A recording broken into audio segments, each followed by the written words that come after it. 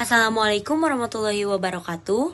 Halo teman-teman, kami dari kelompok 4 akan memaparkan materi mengenai B. Aspek ekonomi dan hukum produk informatika, dan C. Informatika masa depan serta karir informatika dan studi lanjut informatika.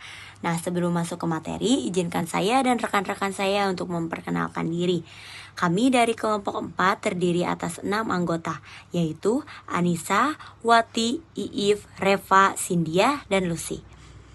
B. Aspek ekonomi dan hukum produk informatika. 1.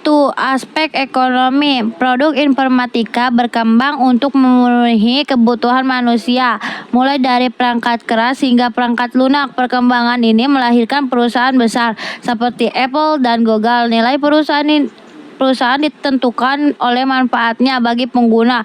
Startup seperti GoTo muncul dari solusi terhadap masalah masyarakat dengan teknologi. Aspek hukum. Produk informatika memiliki hak kepemilikan yang dilindungi hukum. Kepemilikan ini diatur melalui lisensi. Salah satunya A. Lisensi komersial, mengharuskan pengguna membayar sebelum menggunakan. Penggunaan dibatasi aturan, seperti tidak boleh digandakan atau diubah. Contohnya yaitu seperti software, pengolah kata, dan sistem operasi. B. Lisensi gratis freeware. Lisensi freeware memungkinkan pengguna mengunduh dan menggunakan perangkat lunak secara gratis, namun tetap ada batasan, seperti tidak boleh mengubah atau menyebarluaskan ulang program. Ada juga lisensi shareware yang mirip, tetapi hanya gratis untuk masa uji coba, misalnya 30 hari. Setelah itu harus membayar untuk terus digunakan. C. Lisensi open source. Lisensi open source memungkinkan pengguna untuk menggunakan, melihat, mengubah, dan membagikan ulang kode sumber perangkat lunak. Tujuannya adalah mendorong kolaborasi dan pengembangan bersama agar perangkat lunak menjadi lebih baik. Contohnya Linux, WPS Office, Google Chrome. D. Lisensi domain public. Lisensi domain public memberikan kebebasan penuh kepada siapa saja untuk menggunakan, menyalin, menyebarluaskan, dan mengubah perangkat lunak tanpa batasan atau hak cipta. C. Informatika masa depan serta karir informatika dan studi lanjut informatika. 1. Informatika masa depan. Informatika memiliki peran penting dalam mendukung pencapaian SDG (Sustainable Development Goals), yaitu tujuan pembangunan berkelanjutan yang ditetapkan oleh PBB untuk dicapai pada tahun 2030. Sebelumnya, program MDG (Millennium Development Goals) sudah dilaksanakan namun menghadapi berbagai kendala. Kehadiran teknologi, terutama informatika, sangat membantu dalam merealisasikan target-target tersebut. Kita kini memasuki era Society 5.0, yaitu konsep masyarakat yang berpusat pada manusia dan berbasis teknologi untuk menyelesaikan tantangan hidup. Hal ini beriringan dengan revolusi industri 4.0 yang menuntut peningkatan kualitas sumber daya manusia dengan kemampuan 4C, creativity, critical thinking, communication, dan collaboration. 2. Karir informatika. Belajar informatika membuka wawasan tentang perkembangan teknologi dan mempersiapkan diri menghadapi masa depan yang syarat dengan teknologi informasi.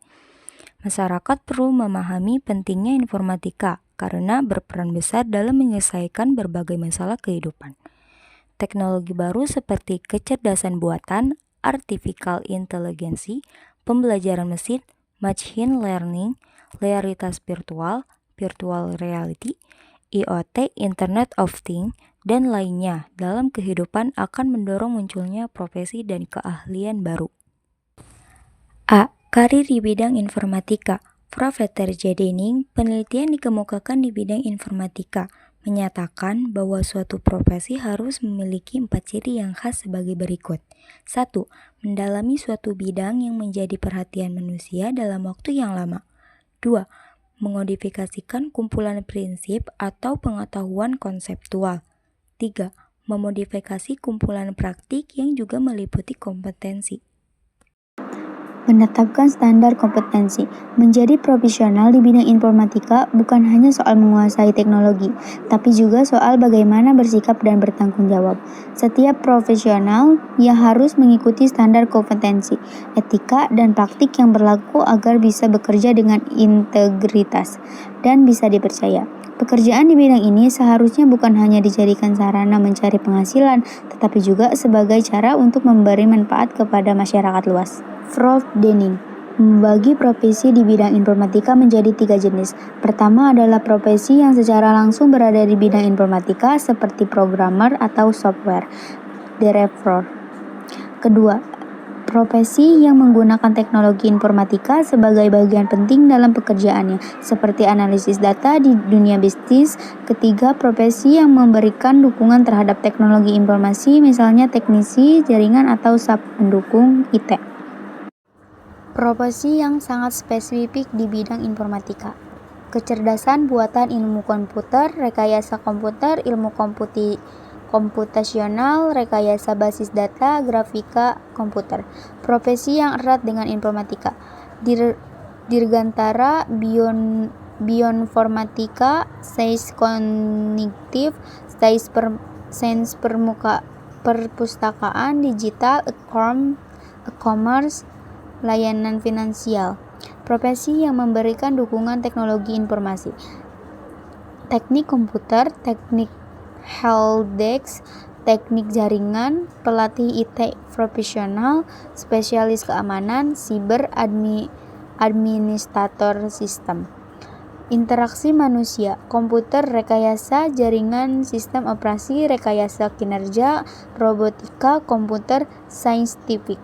Arsitektur perangkat lunak, rekayasa perangkat lunak, keamanan sistem. Rekayasa genetika, ilmu informasi, kebijakan publik, privasi. Desain layanan web, desain identitas web, administrator basis data. Secara umum, pekerjaan di bidang informatika sesuai dengan program studi yang diambil. Informatika mencakup berbagai bidang, dari teori dasar hingga penerapan teknologi. Lulusan di bidang ini bisa memilih menjadi ilmuwan atau insinyur. Ilmuwan berfokus pada penelitian dan penjelasan ilmiah, sedangkan insinyur lebih fokus pada menciptakan produk atau solusi berdasarkan hasil riset. Dalam proses penciptaan produk, biasanya ada beberapa tahapan seperti analisis, perancangan, implementasi, pengujian, pemasangan, hingga pengoperasian. Posisi pekerjaan: CEO, Chief Information Officer atau CTD, Chief Technology Officer. Deskripsi dan tanggung jawab: bertanggung jawab pada seluruh aspek terkait teknologi informasi dari suatu perusahaan. Komputer programmer, menulis kode program atau program komputer. Computer scientist, menciptakan prinsip, metode, atau praktik baru di bidang ilmu komputer. Software engineer, mengembangkan, merawat, menguji, mengevaluasi, dan meningkatkan kualitas suatu perangkat lunak berdasarkan kebutuhan yang telah diberikan oleh analisis sistem atau arsitek. Informatika telah memberi pengaruh besar di berbagai bidang. Bahkan, informatika telah berkolaborasi dengan berbagai ilmu lain hingga lahirlah bidang baru. Misalnya, informatika kesehatan, health informatics, yang memanfaatkan informatika untuk meningkatkan kualitas layanan kesehatan. Di bidang biologi, data genetika diolah menggunakan informatika yang melahirkan ilmu bioinformatika.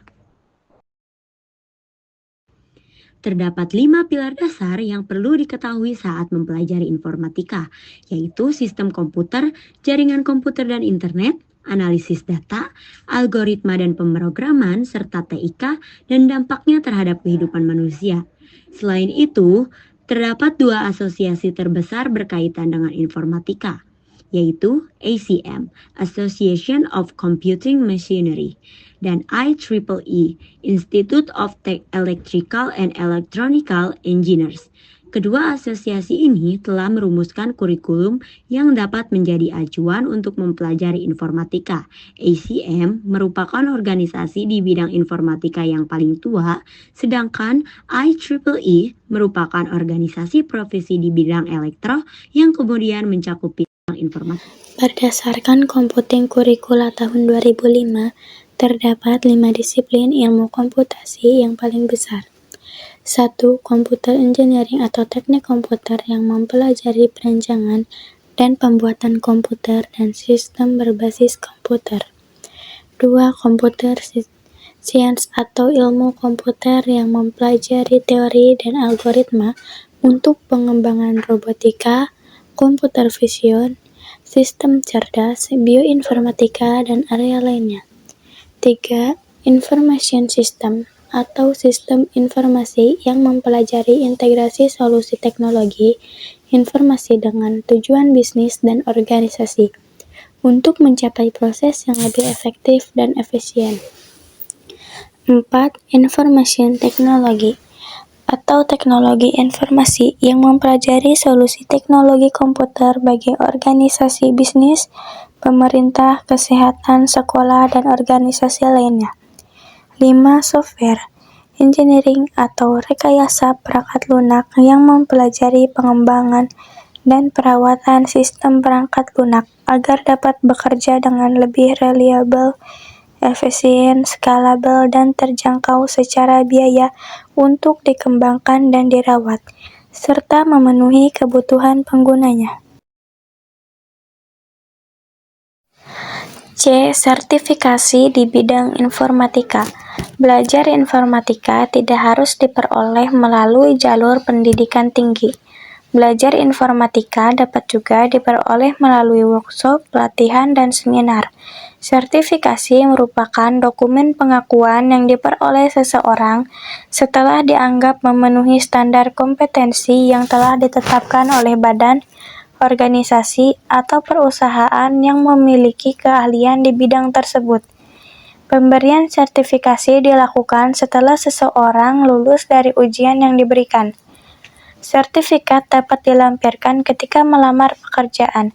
Sertifikat sebagai pembangun kepercayaan dari tempat bekerja terhadap keahlian yang dimiliki oleh pekerjanya. Biasanya, orang yang memiliki sertifikasi pada keahlian tertentu akan mendapatkan upah lebih tinggi dibanding mereka yang belum memiliki sertifikasi. Sertifikasi dapat diperoleh dari produsen perangkat keras ataupun perangkat lunak, lembaga profesional, asosiasi profesi, atau pemerintah. Berikut beberapa bentuk sertifikasi yang dikeluarkan oleh perusahaan informatika. 1. Microsoft menawarkan sertifikasi mulai dari sertifikasi pemakaian produk seperti Microsoft Office, Net, SQL Server, dan Azure, serta sertifikasi terkait keprofesian seperti Data Scientist dan Data Engineer. 2. Google menawarkan sertifikasi penggunaan produk seperti Google Suite dan juga sertifikasi terkait keprofesian seperti Android dan Google Cloud Platform.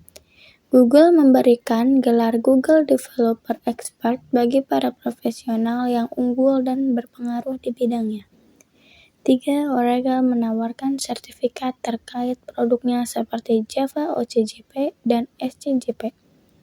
4. Cisco menawarkan pelatihan terkait jaringan seperti CCNA. 5.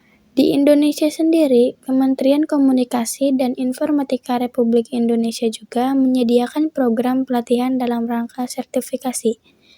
Misalnya, program pelatihan dan sertifikasi talenta digital yang bekerja sama dengan perusahaan-perusahaan yang memberikan sertifikasi dan dengan perguruan tinggi.